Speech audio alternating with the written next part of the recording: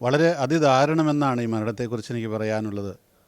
കടുവയുടെ ആക്രമണത്തിന് വയനാട്ടിൽ ആളുകൾ മരണപ്പെടുന്നതും കടുവ അവരെ തിന്നുന്നതൊന്നും ഇത് ആദ്യത്തെ പ്രാവശ്യമല്ല. ഇതിനു മുമ്പ് പല പ്രാവശ്യം കടുവ ആക്രമിക്കുകയും ഒരു പ്രാവശ്യമെങ്കിലും ആക്രമിക്കപ്പെട്ടയാളുടെ ശരീരം ഏതാണ്ട് പൂർണ്ണമായി തിന്നുകയും ചെയ്ത അവസ്ഥയുണ്ടായിട്ടുണ്ട്. അന്നും ഇതുപോലെയുള്ള പ്രതിഷേധ പ്രകടനങ്ങളൊക്കെ ഉണ്ടായി. അതിനുശേഷമെല്ലാം കെട്ടടങ്ങി സർക്കാർ പഴയപടി മുമ്പോട്ട് പോവുകയും ചെയ്യുന്നു. ഈ സ്ഥിതി തീർച്ചയായിട്ടും അപലപനീയമാണ്. ഇതിനിയും ആവർത്തിക്കാനായിട്ട് പാടില്ല. ഇന്ന് ആ സാധു മനുഷ്യൻ്റെ മൃതസംസ്കാരമാണ്. ഈ വേളയിൽ ആ കുടുംബത്തോടുള്ള എൻ്റെ ഐക്യദാർഢ്യം ഞാനിവിടെ പ്രഖ്യാപിക്കുകയാണ്. മാനന്തവാടി രൂപതയുടെ മുഴുവൻ ഐക്യദാർഢ്യം പ്രഖ്യാപിക്കുന്നു. ഈ അവസരത്തിൽ എനിക്ക് പറയാനുള്ള ഇതാണ്, സർക്കാർ ഇതുമായി ബന്ധപ്പെട്ട് പ്രഖ്യാപിച്ചിട്ടുള്ള നഷ്ടപരിഹാര തുക എത്രയും വേഗം ആ കുടുംബത്തിന് ലഭ്യമാക്കണം. അതുപോലെ തന്നെ ആശ്രിതരിൽ ഒരാൾക്ക് സർക്കാർ ജോലി കൊടുക്കാമെന്ന് വാഗ്ദാനം ചെയ്തിട്ടുണ്ട്.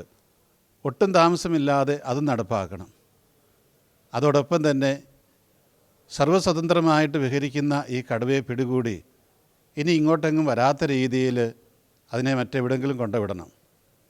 കാട്ടുമൃഗങ്ങൾ ജീവിക്കണ്ട എന്നല്ല ഞങ്ങൾ പറയുന്നത്. നേരെ മറിച്ച് കാട്ടുമൃഗങ്ങൾ അവർക്ക് ജീവിക്കാനായിട്ട് കൊടുത്തിട്ടുള്ള സ്ഥലങ്ങളിൽ ജീവിക്കണം. അവർക്ക് ബുദ്ധിയും ബോധമൊന്നുമില്ല.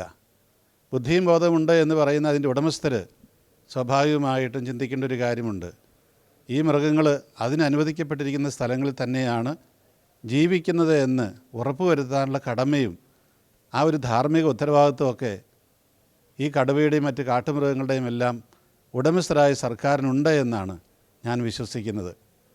തങ്ങളുടെ ഉത്തരവാദിത്വം നിർവഹിക്കുന്നില്ലെങ്കിൽ തീർച്ചയായിട്ടും അത് ജനങ്ങളോട് ചെയ്യുന്ന വലിയൊരു വഞ്ചനയായിരിക്കും. ജനങ്ങൾ എന്തിനാണ് ഒരു സർക്കാരിനെ തിരഞ്ഞെടുത്ത് അവരുടെ പ്രതിനിധികളെ വിട്ടൊരു സർക്കാർ രൂപീകരിക്കുന്നത്? അത് ഈ ജനത്തിനും നാടിനും നാട്ടുകാർക്കുമെല്ലാം നന്മയുണ്ടാകാൻ വേണ്ടിയിട്ടാണ്, അവരുടെ പ്രശ്നങ്ങൾ പരിഹരിക്കാൻ വേണ്ടിയിട്ടാണ്. നാട്ടുകാരുടെ നികുതിപ്പണം എടുത്തിട്ടാണ് എല്ലാവർക്കും ശമ്പളം കൊടുക്കുന്നത്. അവരുടെ പണമില്ലെങ്കിൽ ഈ നാട്ടിലൊന്നും നടക്കില്ലെന്ന് എല്ലാവർക്കും അറിയാം. അപ്പോൾ ഇത്രയധികം പണം നികുതിയായി കൊടുത്ത് ഇത്രയധികം സർക്കാർ ഉദ്യോഗസ്ഥരെയും അതുപോലെ സർക്കാരിനെയും എല്ലാം തീറ്റിപ്പോറ്റുന്ന മുമ്പോട്ട് കൊണ്ടുപോകുന്ന ഈ പൊതുസമൂഹത്തിന്, ജനത്തിന് യാതൊരു തരത്തിലുള്ള പ്രയോജനം അതുകൊണ്ട് ഉണ്ടാകുന്നില്ലെങ്കിൽ തീർച്ചയായിട്ടും അത് ഈ സർക്കാരിൻ്റെ വലിയൊരു നന്ദികേടായിരിക്കുമെന്നാണ് എനിക്ക് തോന്നുന്നത്. ഇതിനകത്ത് എല്ലാവരും ചിന്തിക്കേണ്ടതുണ്ട്, എന്തുകൊണ്ടാണ് ഇങ്ങനെ സംഭവിക്കുന്നത്? ഈ വയനാട്ടിൽ മാത്രമല്ല, വെസ്റ്റേൺ ഘട്ട് മുഴുവൻ, ഇന്ത്യയുടെ പടിഞ്ഞാറൻ ഭാഗം മുഴുവൻ ലോക പൈതൃക പ്രദേശമായിട്ട് ഐക്യരാഷ്ട്രസഭ പ്രഖ്യാപിച്ച മുതലാണ് ഇതെല്ലാം ആരംഭിച്ചിരിക്കുന്നത്. ഇപ്രകാരം പ്രഖ്യാപിക്കാനായിട്ട് ആരാണ് മുൻകൈയെടുത്തത്? അതൊക്കെ എല്ലാവർക്കും അറിയാവുന്ന കാര്യമാണ്. അപ്പോൾ അവരെന്തുകൊണ്ടതിന് മുൻകൈ എടുത്തു? ഈ പ്രദേശത്തെ ഇപ്രകാരം ഒരു ലോക പൈതൃക പ്രദേശമാക്കി കാട്ടുമൃഗങ്ങളെയൊക്കെ സംരക്ഷിക്കാനായിട്ടുള്ള പ്രത്യേകമായിട്ടുള്ളൊരു ഉത്തരവാദിത്വം ഏറ്റെടുക്കുക. അതിൻ്റെ കാരണം മറ്റൊന്നുമല്ല, അതിൻ്റെ പിന്നിൽ പ്രവർത്തിക്കുന്ന അവർക്ക് കിട്ടുന്ന ധനലാഭം തന്നെയാണ്. വികസിത രാജ്യങ്ങളിലുണ്ടാകുന്ന കാർബൺ ഡൈ ഓക്സൈഡ്, അവരുടെ ഫാക്ടറികളിൽ നിന്ന് പുറന്തള്ളപ്പെടുന്ന കാർബൺ ഡൈ ഓക്സൈഡ്, അത് മുഴുവനും ലോകത്തിലെമ്പാടും പരന്ന് അതിനെല്ലാം മലിനമാക്കുന്നതിന് അതിൻ്റെ പരിഹാരമായിട്ട് അവരുടെ സർക്കാരുകൾ ആവശ്യപ്പെടുന്നതാണ് എവിടെയെങ്കിലും മരം വെച്ച് പിടിപ്പിക്കുക എന്നുള്ളത്.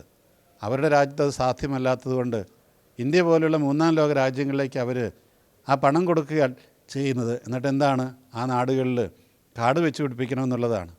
പക്ഷേ ഇവിടെ ചെയ്തുകൊണ്ടിരിക്കുന്നത് എന്താണ്? ആ പണം വാങ്ങിക്കുന്നു, അതേ സമയത്ത് നാട്ടുകാരുടെ സ്ഥലം പിടിച്ചു പറിച്ചാണ് കാടുണ്ടാക്കുന്നത്. ഇപ്രകാരം കാടുണ്ടാക്കുമ്പോൾ സ്വാഭാവികമായിട്ടും ഈ നാട്ടുകാർക്കൊരു ചോദ്യമുണ്ട്, ഇവരെങ്ങോട്ടാണ് പോകേണ്ടത്?